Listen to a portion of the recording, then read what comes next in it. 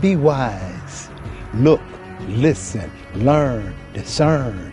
Ignore the sugar-coated and color-coded deceptive lies.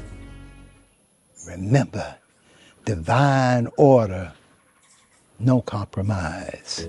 High Priest Kwatamani, Supreme Soothsayer, Soul Seer, Spiritual Healer and Revealer, Chief Elder of the Kwatamani First Genesis Tribe, the oldest, longest sustained, raw and living, plant fuel consuming, family community order known, over half a century and still going strong.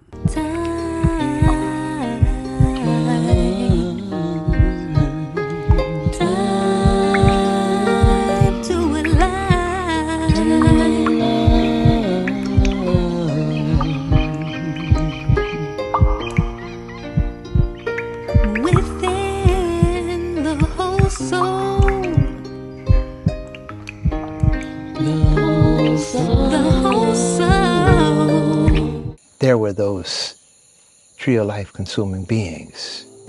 Quote, "The fruit that grows from the tree of life must bear the seeds of patience, compassion, divine humility, peace, reciprocation, appreciation, and joy in order to multiply the expressions of supreme love and the essence of life into every offspringing vibration.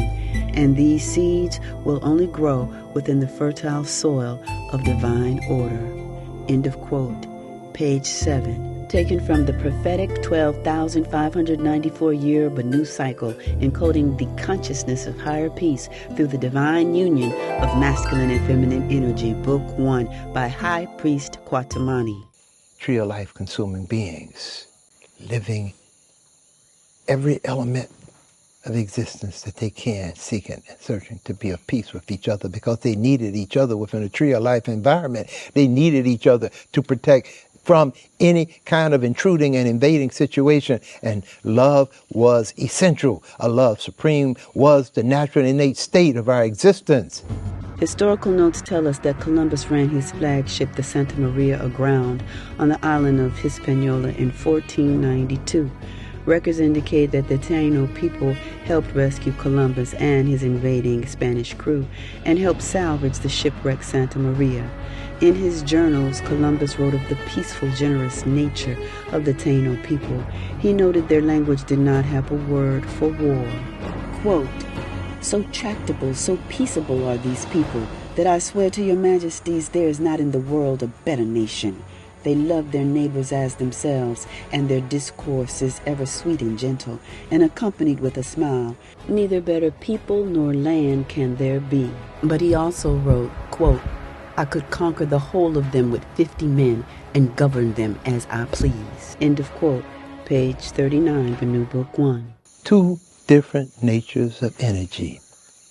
Divine order, the sacred garden culture from which we come, as tree of life consuming, unified, bonded, man, he and she.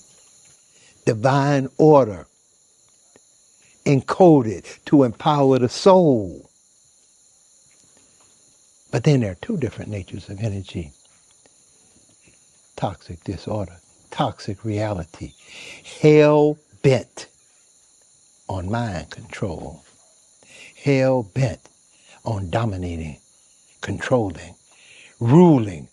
I certify to you that with the help of God, we shall powerfully enter into your country and shall make war against you in all ways and manners that we can. We shall take you and your wives and your children and shall make slaves of them, and as such shall sell and dispose of them as their highnesses may command. And we shall take away your goods and shall do you all the mischief and damage that we can as to vassals who do not obey and refuse to receive their Lord and resist and contradict him. Sucking, sapping, draining the whole life energy out of he and she. And we protest that the deaths and losses which shall accrue from this are your fault. Soul is the essence of life.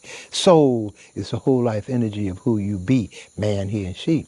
Sucking, sapping, draining that whole life energy out of you is the nature of toxic disorder. Intruding, invading, instigating sexual violation, violence, war, and crime to perpetuate conquest, enslavement, and the deterioration and destruction of natural and innate family community order, which upheld and maintained the divine union of masculine and feminine energy as a way of life. Quote, Hatuey, a Taino chief, had escaped in canoes with about 400 men, women, and children to warn the Cubans about what to expect from the Spaniards. As later recorded by Spanish priest Bartolomé de las Casas, Hatuey showed the Cubans a basket full of gold and jewels. Quote, "Here is the God the Spaniards worship," he said. "For these they fight and kill. For these they persecute us. They tell us, these tyrants, that they adore a God of peace and equality, and yet they usurp our land and make us their slaves. They speak to us of an immortal soul and of their eternal rewards and punishments, and yet they rob our belongings, seduce our women, violate our daughters." End of quote. Page 232, Banu Book 1. And this is the nature of energy that opposing order upheld and maintained. Because the male of that opposing nature of energy had also been reduced into his lower and lesser state of being. And as that second Genesis encode was told, he was led out of the garden into the wilderness by a nature of energy that stood opposed to the tree of life culture. And he did have a female who was cursed and condemned to hell because she consumed from the tree of good and evil that rang loud and clear in her ear.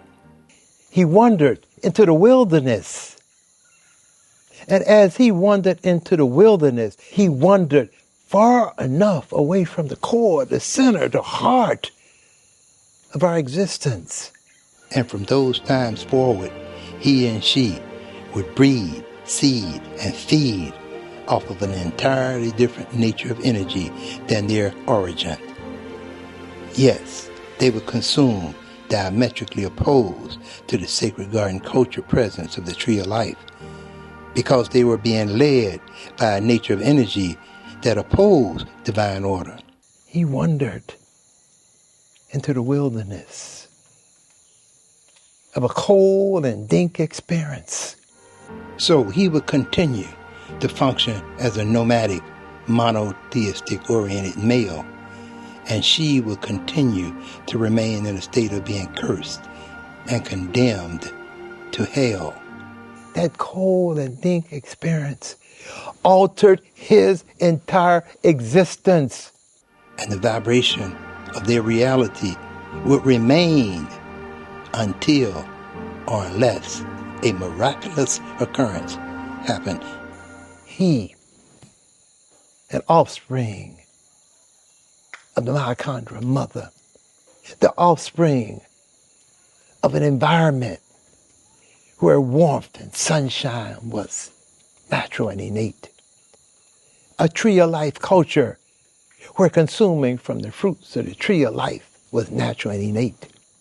Where the healing herbs was natural and innate. Where the divine union, the love, the gentle, the warmth, the affection of that relationship between man, he and she, was natural and innate. And it gave forward a sense of love and honor and dignity and humility and respect that allowed the offsprings to be born natural and innately in a supreme love vibration. And that was broken. I ain't never thought about it like that.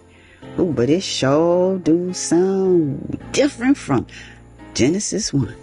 When he wandered into the wilderness that led into a cold and dank experience where there were no trees, no fruits, the vegetation all covered with snow and ice. Cave-dwelling mindset that manifested trying to keep warm. Hostility, violence, disruption, interruption, flush, consuming, blood spilling consciousness, manifesting a predatory nature. Quote, they, Christopher Columbus and their Spanish conquistadors, forced their way into native settlements, slaughtering everyone they found there, including small children, old men, pregnant women, and even women who had just given birth. They hacked them to pieces, slicing open their bellies with their swords as though they were so many sheep herded into a pen. They even laid wagers on whether they could manage to slice a man in two at a stroke, or cut an individual's head from his body, or disembowel him with a single blow of their axes.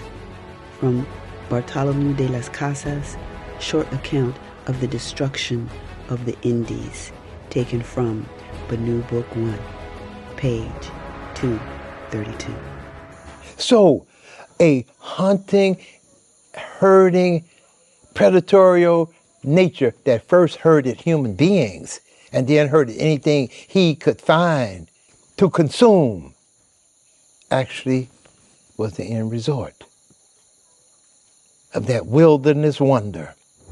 Quote, estimates of the Taino population of Haiti in 1492 range up to 8 million people. In 1496, according to the results of a Spanish census, the populace had dropped to approximately 3 million. By 1516, only 12,000 remained. In 1542, 200 remained alive. By 1555, nearly all 8 million were gone. Page 232, Banu Book 1. Two different natures of energy. Divine order, toxic reality. One encoded to empower the soul, the other hell-bent on mind control. So, as the trip went into the wilderness, opposition to divine order, manifesting a nature of energy that is actually threatening the existence of Mother Earth and all living things thereof at this particular point in time. Not able to reason with the vibrations of, hey, what's wrong with some peace and some love and some respect and some harmony and some unity? What's wrong with planting more trees? Why continue to rip, strip, and rape Mother Earth? She's our mother. She's given us the gifts of life. She's actually a very sacred presence that has allowed our existence and worked diligently, regardless of the level of toxic energy inflicted against her.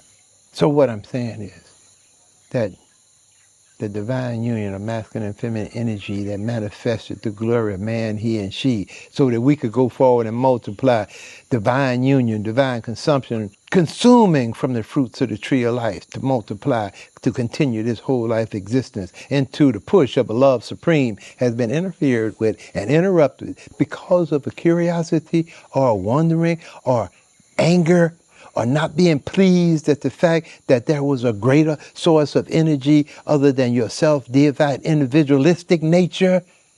The natural and innate state of our existence has said everything to us. Our responsibility, duty, obligation is to obey the divine laws of existence. She, the birthplace of man, he and she. However, she do not have the ability to birth man, he and she, without that bonding union of masculine energy, he and she, coming together.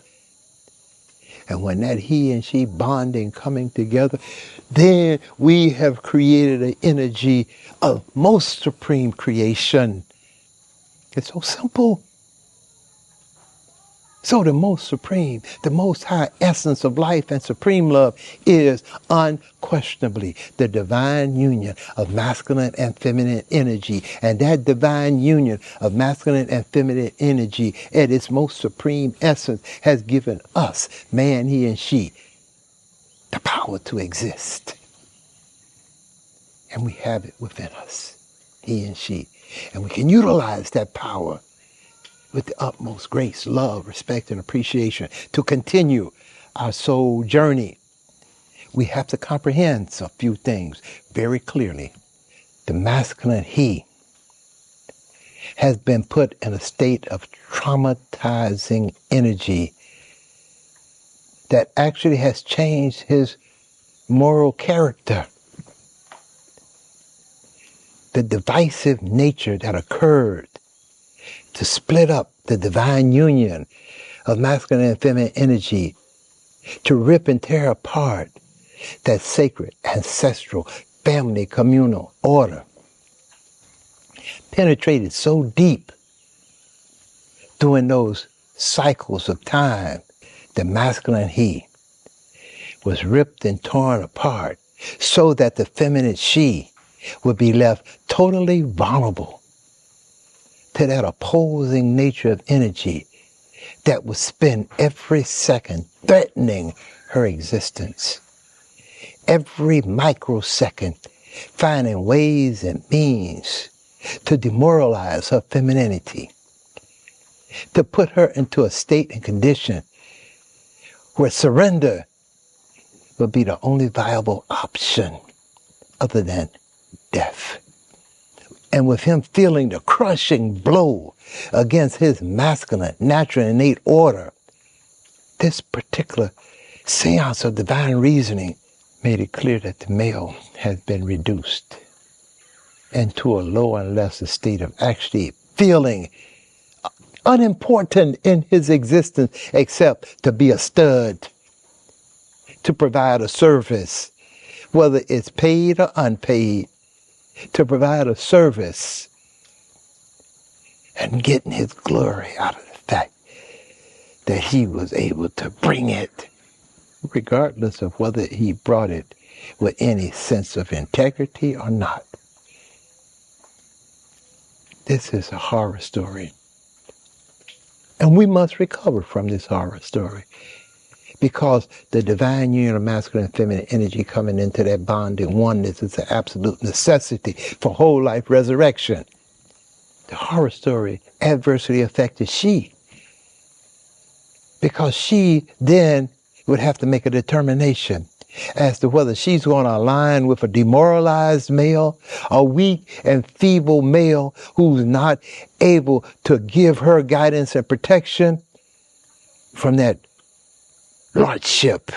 He, that solar sun, not able to stand upright except in the night when he laid down like a stud. This created a very torn and broken relationship between he and she, because she learned to look at he a certain kind of a way, and he learned to look at she a certain kind of a way, and they produced offsprings to look at each other, both he and she, and he and he, and she a certain kind of a way. And this is the nature of energy that opposing order upheld and maintained, perpetuating conflict, confusion, and chaos into every offspring and vibration of the generation next, into perpetuity, unless a miraculous occurrence happens. However, what we must remember as the children of the sun, the ancestral ones of that sacred ancestral first Genesis origin, is that we must break the codes of toxic disorder. We must be that miraculous occurrence. We're talking about the holistic living resurrection of the divine children of the sun and the sacred garden culture from which we come as green, earth, solar conscious beings. This has absolutely nothing to do per se with the color of one's skin. It has a direct relationship with the nature of energy which he and or she consume. If man, he, and or she consume of unwhole energy, one will become an unwhole being. One's mental consciousness and every state and reasoning in that being will perpetuate toxic disorder, conflict, confusion, and chaos, regardless of how that being wants to talk or preach or say whatever one wants to say. The nature of energy that comes out of that being will directly interface and interrelate and connect with and pull the energies of opposition into one's existence. And it has no barriers. So those who decided or who was forced, coerced, or otherwise manipulated into adopting, assimilating, and integrating that nature that diametrically opposed his and her existence, and as a result of such, continue to consume that toxic and foul, opposing nature of energy to get one's power and one's glory, to get the chance to have those experiences that one perceived to be majestic because their overlord, their master warlord, etc., had those things, the material stuff and things, the financial elements, the sense of having wealth and power, and etc., will not bring forward the vibrations and the glory of higher peace consciousness, love, peace, those elements that make life worth living. Therefore, one should not fool one's being based on color codes. We have to look at the facts and the truth, the holistic living truth of the matter, that man, he and she, is a sum total of the nature of energy he and she consume. Divine order, toxic reality. That will determine the parallel of one's thoughts and reasoning and action. And no matter how one wants to dance the dance, sing the song, this sacred, ancestral, universal order of supreme truth remains steadfast. So as I've said, we have some serious work to do. Peaceful, dignified relationships between he and she. The idea of safeguarding the women and the children. The idea of making that the masculine presence primary focus. The feminine presence primary focus within a wholesome and healthy environment. And not sending the offsprings out into the wilderness to justify one's own whim, wish, wants, and desire to explore those fantasies, delusions, and dreamland versions of success. The reality is that we are being called upon to remanifest sacred garden culture, environmental situations. We are required to establish divine social, economic, family, community order. The offsprings must be safeguarded. They must be given the primary elements of holistic living. Learning. We're talking about learning wholesome and healthy environmental factors. We're talking about the basic needs of life. We're talking about breaking the codes of the miseducation syndrome that has actually caused mass populations to be reduced to their least common denominator so they will serve the overlord's will, a will that actually is from another parallel, knowing full well that that is a declaration of spiritual enslavement. We are talking about regaining our mental, physical, and spiritual clarity, upholding and maintaining our dignity and humility as man, he and she, and our divine, natural, and innate duty, obligation, responsibility to each other within a bonding union, a divine union of oneness, where love and care, respect and dignity and humility is the utmost quality. so that we can pass that on, forward that, go forward and multiply that into every offspring and vibration of the generation next. So what we're talking about here is the natural movement in the air that allows the sacred ancestral state of mental, physical, spiritual, conscious resurrection to manifest. And we have to be able to interconnect. We have to be able to resurrect that essence within each and every one of us who are ready, willing, and able to take a stance for whole life resurrection of divine socioeconomic family community order, to reorganize our mental consciousness. It's going to be a major challenge, simply because man, he and she, has been said to be a creature of habits, and habits are hard to break. Man, he and she, is known to be a product of his and or her environment. If we do not change those environmental state and conditions that surrounds us, there is absolutely no way to break the habits. There's absolutely no way to manifest whole life recovery.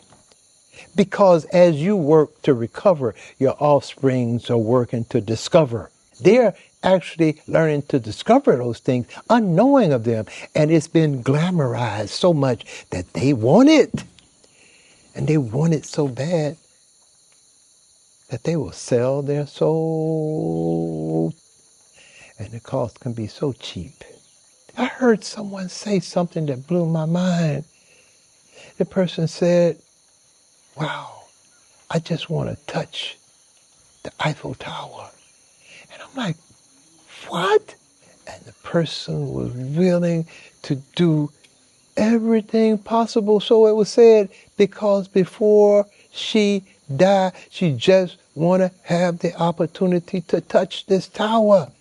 Imagine some of the other things that one can have: a whim, wish, want, desire, a fantasy, delusion, illusion, or dream about dealing with just one time before he or she died.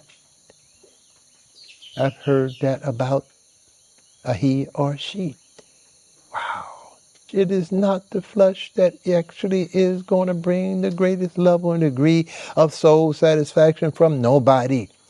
It is the essence and the core. It is the tenderness and the warmth.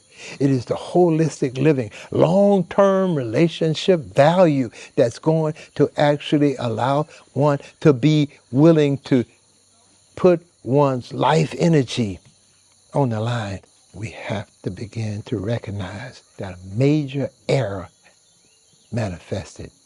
And if we do not straighten this major error out quick, fast, and in a hurry, it will destroy the entire planet. We have corrections that we have to put forward immediately. We got a clean-up campaign that must go on. We must learn to surrender to divine order.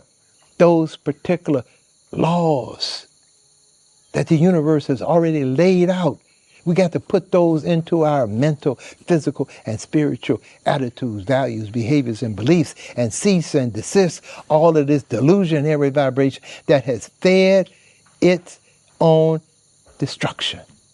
For those of us who know that we are on a spiritual soul journey, the soul journey that we're speaking about manifests within our temple. Our body temple is an expression of whole life existence. What we have to do is to give honor to our temple. Give it the best nutritional care possible. Never ever allowing the wooed, screwed, tattooed vibrations of demoralizing our sacred temple. And for those who have already succumb to those particular matters of facts, to take time and realize the lessons, learn the lessons, retrieve the blessings, so one can move into the essence of the divine union of oneness and make sure that the children learn so that whole life correction can be made henceforward. Yeah, we got work to do. That's right. We have work to do. Man, he, and she. We have work to do, divine children of the sun. We have work to do to resurrect the sacred garden culture presence from which we come, because there has been so much degradation of our planet. The tree of life is our centerfold. Whether global warming is acceptable or not as a reality, we are in a new cycle. And that cycle is the calling that the I and I have been instructed to answer. Each and every population that was intruded and invaded upon by that toxic, foul, and wretched nature of energy that opposed divine order has been adversely affected. What we're saying is the will of the most supreme seen and unseen essence of life and supreme love is stated from its origin. We must re-establish the principles, morals, and values of the first Genesis reality of man, he, and she. Divine consumption, fruits of the tree of life. Divine union, masculine and feminine energy, biologically, going forward to multiply divine spirit conscious thought and reasoning in action into every offspring and vibration of the generation next, through, into, of divine social, economic, family, community, order.